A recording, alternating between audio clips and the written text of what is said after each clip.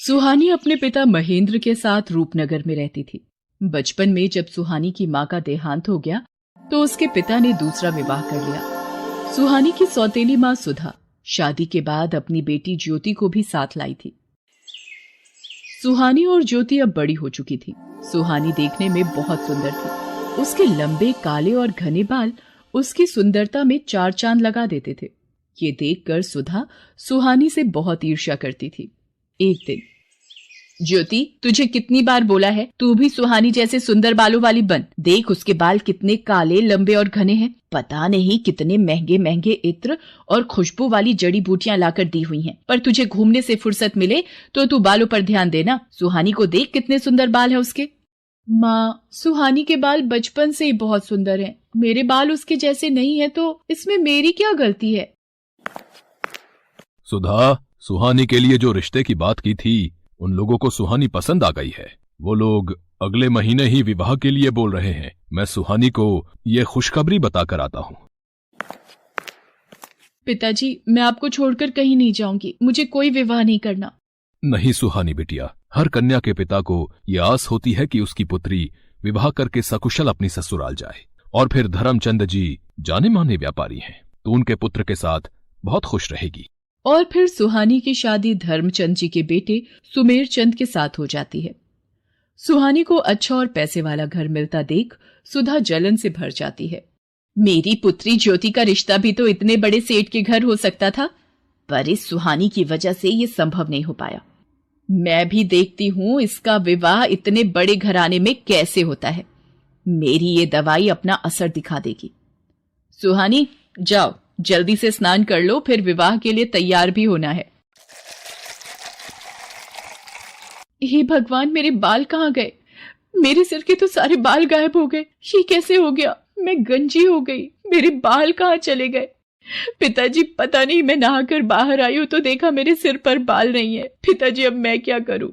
हे राम, ये क्या हो गया? तुम्हारे बालों से ही तो तुम्हारी सुंदरता थी, अब तुम गंजी हो गई हो। अब तो कोई भी तुमसे विवाह नहीं करेगा। ये सब क्या हो गया प्रभु? मेरी बेटी के साथ ऐसा क्यों हुआ? मेरी बेटी ने कभी किसी का बुरा नहीं चाहा, फिर उसको ही ये दुख क्यों मिला? सुहानी का रिश्ता टूट जाता है।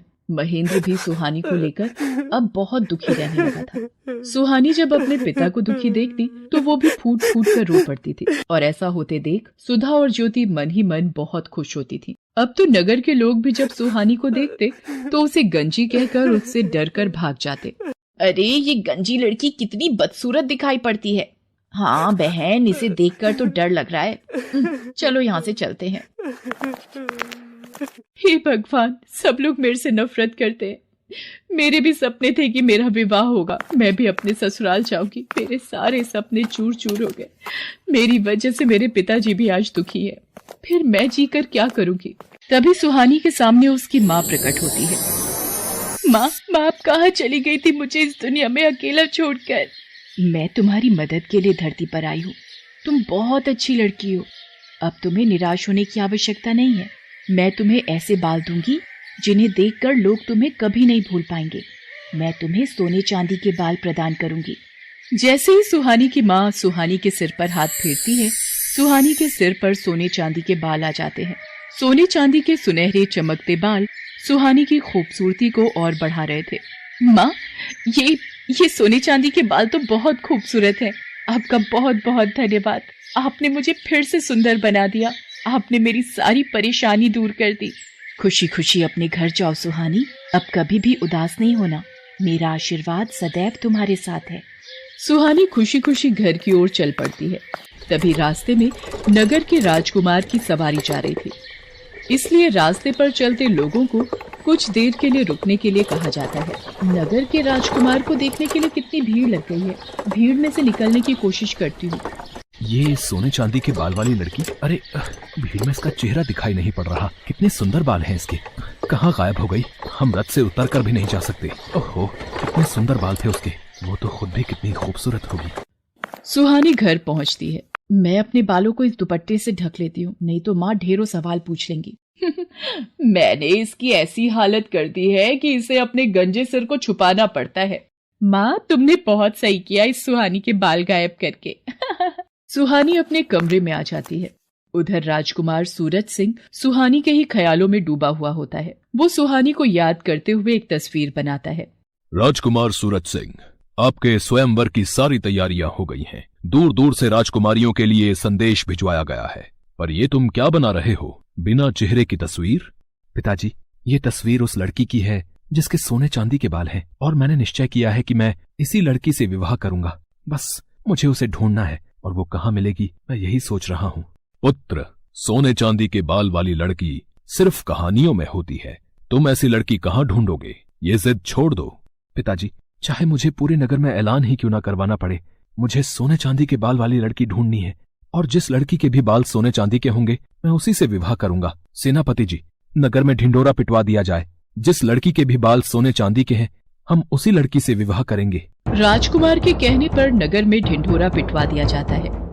क्या राजकुमार सूरज सिंह उस लड़की से विवाह करेंगे जिसके बाल सोने चांदी के होंगे? मैं कल ही अपनी बेटी ज्योति के बालों में सोने और चांदी का पानी लगा दूंगी। राजकुमार को क्या पता लगेगा, और विवाह के बाद तो उन्हें ज्योति को स्वीकारना ही होगा। हाँ, ये ठीक रहेगा। सुधा की तरह ही नगर में बहुत सी औरतों ने जब ये बात सुनी तो उन्होंने अपनी लड़कियों के बालों में सोने और चांदी का पानी लगा दिया। अब तो नगर की बहुत सी लड़कियों के बाल सोने और चांदी के लगने लगे। ये देखकर सेनापति असमंजस में पड़ गया और वो राजकुमार सूरज सिंह के पास पहुंचा।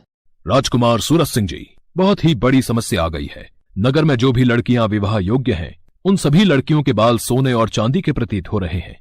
समझ में नहीं आ रहा है कि कौन सी लड़की है जिसके बाल सचमुच सोने चांदी के हैं। सच का पता लगाने के लिए मेरे पास एक उपाय है। नगर की सभी लड़कियों को राजमहल में बुलाया जाए।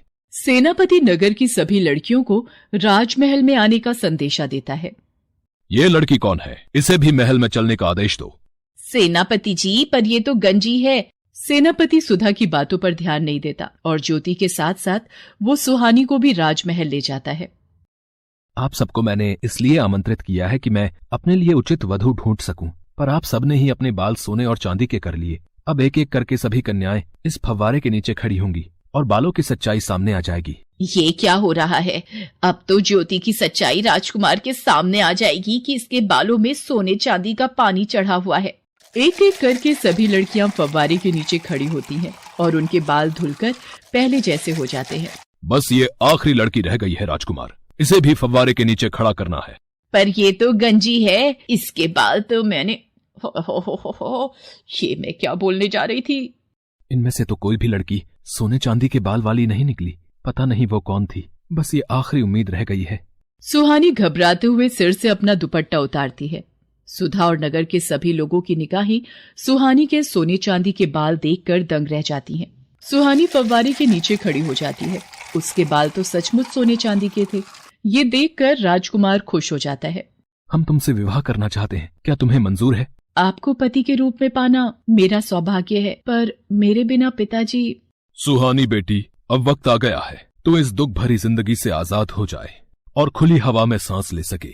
तुझे जीवन में बहुत दुख मिले हैं, पर अब राजकुमार सूरज सिंह के साथ विवाह करके तुम बहुत खुश रहोगी। सदा खुश रहो मेरी बच्ची। सुहानी को उसकी अच्छाई का फल मिल जाता है और राजकुमार सूरज सिंह के साथ उसका विवाह संपन्न हो जाता है और सुधा अपने हाथ मलती रह जाती है।